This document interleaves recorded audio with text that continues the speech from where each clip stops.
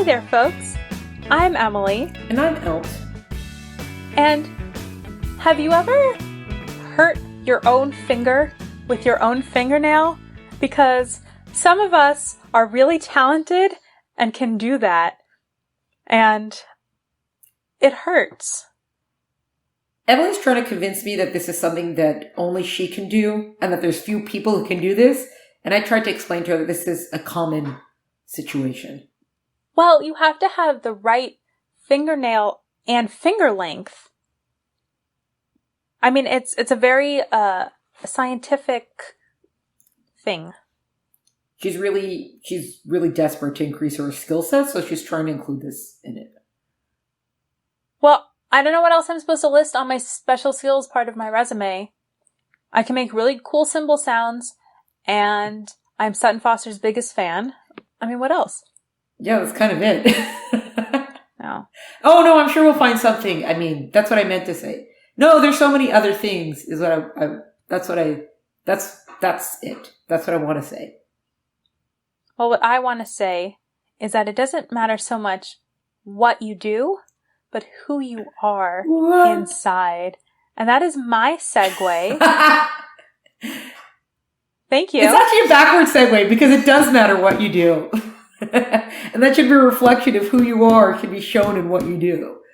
Oh, that's true. Well, whatever. It's still a good segue. Okay, I'm not adding segues to my special skills either. We almost had it. Next time. Today we are talking about Shane, the book, and the movie. It's a Western. The book is by Jack Schaefer. It was written in 1949, and then the movie came out in 1953. It stars Alan Ladd, Jean Arthur, and Van Heflin. I haven't heard of any of those people, but maybe they were really big Western. Yeah. No, Jean Arthur, you've seen a lot of stuff. Yeah. Emily. Stop watching Cinderella and you'll see other films. And Snow White and Disney. Just Disney. Stop watching Disney? Yeah. Oh man, you should see her face right now. The sentence is not computing in her brain. She does. Also, the words have lost meaning to her. They mean nothing to her. Stop and watch a Disney doesn't fit in a sentence for her. I don't think actually those words can be in that order in a sentence. Okay. Emily, sometimes there are other things to watch that are not Disney. Does that work better? Yes. Okay. That's what Pixar. I wanted to say. And apparently there's Shane. And Shane, the synopsis is there's the Sterrett family's life is forever changed when a man named Shane rides out of the great glowing west and up to their farm. It's set in 1889.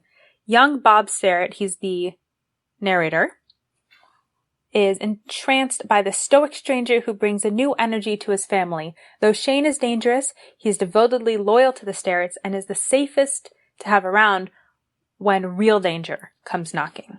This is like the Western of Westerns. It's so Westerny, but it's also just a good story. So even though it's so Western because there are gunfights and they're on a farm and people are riding horses, you don't actually have to enjoy Westerns to enjoy this story because it talks about people and it's a story about other things. We gave it a 2 for the violence, a 0 for the language, and a 0.5 for the romance. And those ratings are across both the book and the film. They're pretty similar. But by the way, side note, if you want to hear more about this, you'll have to go back a couple bonus episodes ago, which is like many bonus episodes ago, when I spoke to the English teacher, Naomi Grossman. She teaches Shane to her middle school, high school, basically middle school students. And so she has a lot more to say about this. But it's a short book. It's an easy read. It's one of those books that you kind of get it and don't get it at the same time because it goes deeper than what's written, even though it's written pretty straightforward. Like it's not some like great literary thing that you have to like translate all the words. Obviously, some of the words are not words that we use today, but not because they're long Not because they're It's long, not complex flowery. words, just because we don't speak like that. Right. Because language It's sort of changed. written like they live. Yeah, yeah. Honest and to the point, and it's true. And there's no nonsense about it. It's just, this is life.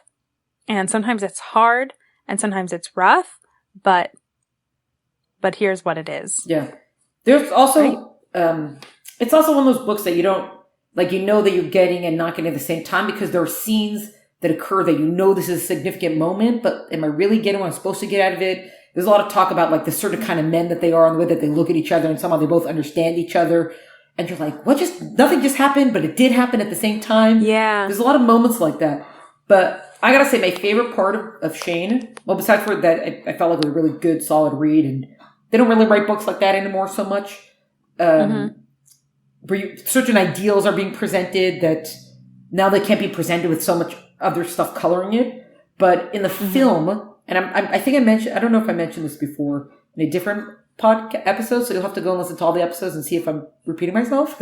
But after this one's done, in the film, so there's something about, like, these older films that a lot of the dialogue or a lot of moments end up being very on the nose, which is just part of the way the writing was then. But there's this moment where the son, who's totally enamored with Shane, says something to the mom, Shane, about, oh, I love Shane. And the mom's like, yeah, kind of like I love him too, sort of thing. And Shane is just coming to the house then, and he overhears this conversation.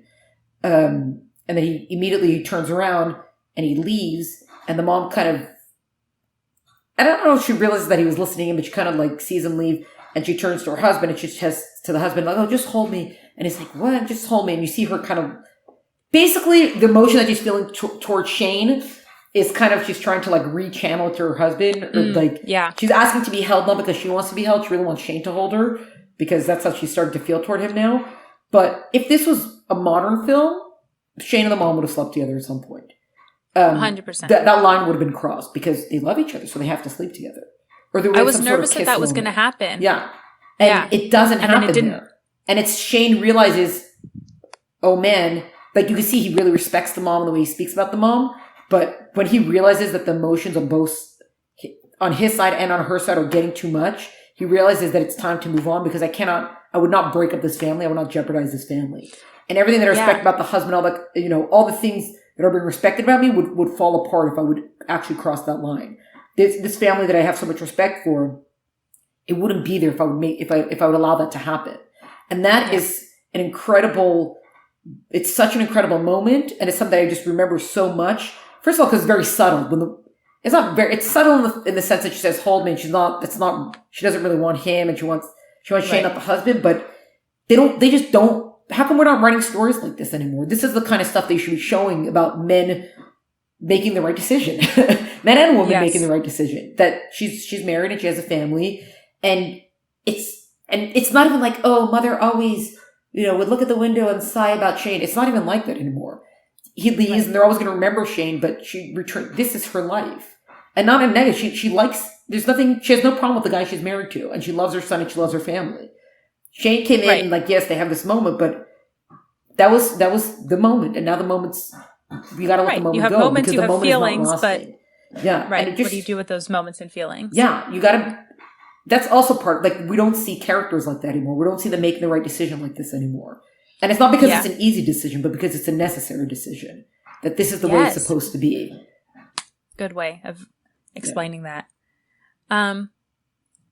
So that's where we get the romance. That's why it's a 0. That's why it's half a rating, because there's a suggestion of feelings of romance, but nothing happens. Yeah. The language is a 0, at least in the book. I think the movie is from so long ago that there's no official rating, but all of the people who have commented on it said it's pretty clean. The only thing about it is the violence, so we gave it a 2 because there are gunfights and fist fights in a saloon, because it's a Western. There have to be fist fights in a saloon. But that's why it's a 2, because it's there, but also, how could you not have a Western without some of those things? Yeah. So it's not gratuitous. It's just, that's what you're Western. Like, that's what you're signing up for. Yeah. And you almost have to shift your brain before you start reading it, because you have to realize this book is about, it's not just about a totally different time of like, oh, the Wild West. It's just different. It's just so different from what we've grown used to and for what we're seeing now. It's just, you really have to just prepare yourself for like, okay, we're going to go back to a different kind of time and where people act in a different kind of way, not just taking the law into their own hands and beating each other up over, someone insults somebody's wife. But well, it should still mean that you should beat someone up if they insult your wife, men. Yes. Thank you very much. Yeah, wow, where am I going with that? Like exactly. This honor and inner strength. Because Shane is... Okay, so here's a question for you. Is Shane a hero or an anti-hero? Right. And you don't have to have an answer, but I've been ruminating and I don't have an answer. Or like the reluctant hero more. I think it's more the reluctant hero. And especially because the way that the son idolizes him so much. Bob really idolizes him, but Shane is also supposed to represent a lot of ideals.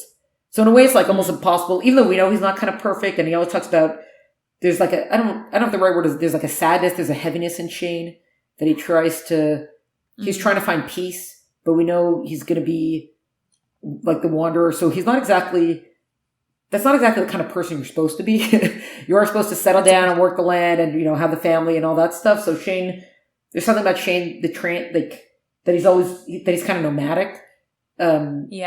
And it's a loneliness about him. So yeah, there's that. Yeah. Sorry. But it's certain ideals that a certain kind of, when justice, you have to follow through on the justice or the honor or, the way you're supposed to treat a family. And that we're not going to abide by this. There's very specific lines that are drawn and we don't cross these lines. Yeah. So when we cross these lines, you got to stand up against them. Right. There's no deep, like ethical things. It's like, this is what a man is. And I think he's more of like a reluctant hero. Like he doesn't want to have to go and fight the guys. He tries to avoid it, but he realizes that he can't avoid it. And because in that moment when he can't avoid it, that's also the highlighting and the final, you could say, nail in the coffin of knowing I have to move on. Because I'm trying to show Bob, like, kind of like how to be an honorable man without having to resort to these sort of things. Right? There's always a suggestion that he's a great gunslinger and what he can do with a gun. But Shane has a reluctance he doesn't carry around his gun. He's not trying to show off his gun. So he realizes that in the moment that he's going to have to go take care of these guys, what he's going to have to do to them, he's going to have crossed the line, even though they crossed the line first, so he has to stand up to them. But now he crosses the line, so he doesn't want he doesn't want to stick around Bob anymore for him to say like, wow, you're such a great person for the way you like pummeled these guys. Right. He doesn't want that. He doesn't want Bob to see that. So he's very idealized and he holds all these, which I guess also is part of why he has to be lonely and nomadic, because it's not really a realistic kind of person, even though it's more of like he reaches kind of levels that we want people to be like. Yeah. And that's interesting because he, at the end, one of the things, he makes it clear that yes, he is this great gunslinger and he knows how to fight people, but he doesn't exactly say it straight out, but it's something along the lines of, like, killing someone is no small thing and it's something you can't come back from. Yeah. So he's like, yes, I have killed people, but this is the reason why you need your own father and your mother and not, like, I shouldn't really be a role model for you. Yeah. Because even if you kill someone when it's necessary, you've still taken a life, and that is a line that you do not want to cross if you don't have to. Once you cross it, there's no going back. And I really like that because in Westerns, people are shooting left, right, and center, and in all sorts of movies and books, like in superhero movies or whatever, people are dying all over the place. And like he feels the weight of these lives, even though he is a righteous and virtuous person and he's only ever taken a life, at least it's hinted at, when it's been necessary, he's still taken a life. He doesn't want it to be glorified. He doesn't want there to be any romantic vision of what it is to be, to use the gun, basically. Yes. Yeah. I did like also that the book was written from the perspective of a child. I thought that was interesting for a Western. Yes, and unusual. Yeah. Yeah. And maybe it's part of the reason why you can't, get everything out of it on the first or second. Like, you probably have to read it at different ages because Bob doesn't even understand everything. That's true. He's whatever age he is. So he doesn't get everything that's going on. So the way he explains it, like, you probably have to read between the lines and read it at different ages. And I'm sure, like, if we read this again in 10 years, then 10 years after that, we'll understand it in such a different way than we do now. Yeah, probably. Because it's also, Bob knows that there's significance. He knows, like, when they're going to, the dad and Shane are going to chop out the tree trunk, he knows a moment is happening, but he doesn't necessarily have words for it. And the author doesn't give us the words for it. He just tells us. So we also have the sense, like, yes, something significant is happening. Yeah. Yeah, see, it's good. The book has the right sort of morals and values, and it makes you think. So it's hitting all the high notes. We definitely recommend it. And I don't really know what age it's meant for, but I think you could have a 12 to 14, right? Young teen. Yeah. For sure. Middle grade can read it. For sure. Yeah. Good job, Joe. I mean, there's really not much more to say. Sometimes we often find this. We have so much more to say about things we don't like than things we do like. That could be true too. Yes. That's fine. There's so many other things to take care of today. That's true. Like what? Okay, there's a massive list that Emily has been ignoring. She's pretending like it doesn't exist, and there's a massive list of stuff that has to be done around the bunker. She just doesn't want to have to deal with any of it. She hates working with the sandbags. She hates dealing with all the double, triple, fortified glass. She's it takes so much Windex. You gotta do what you gotta do in our bunker world. Fine. Okay, well, I guess I'll make sure the barbed wire's turned on, and you can sew up any holes in the sandbags. Yeah. And maybe we'll find a skill set for you somewhere along the way. Oh, yeah. I knew that would get you interested. Okay, I'm going to figure it out because I think actually I could be really good at something like kung fu or crocheting. Okay. See, definitely one of those two. She does this, so I'll excuse her from chores because then she's just going to be too annoying doing the chores. I could cook? Maybe I can make really good sauce. I'm not sure. Okay, I'm going to go just take care of stuff that actually has to be done while I don't know what Emily's going to do. Swallow swords? See? Exactly. All right, everyone. Thanks for listening. Light bulbs. Catch you later. Cheers. Oh My Word podcast is brought to you by the pearl-clutching basement dwellers at Oh My Word. Follow us on Instagram for updates at Oh My Word Podcast, or like and subscribe wherever you listen to podcasts. For full episode notes and detail, visit eltenenbaum.com. Music is by Tim Burke. Sound is by Gabriel Yaffe. See you next time.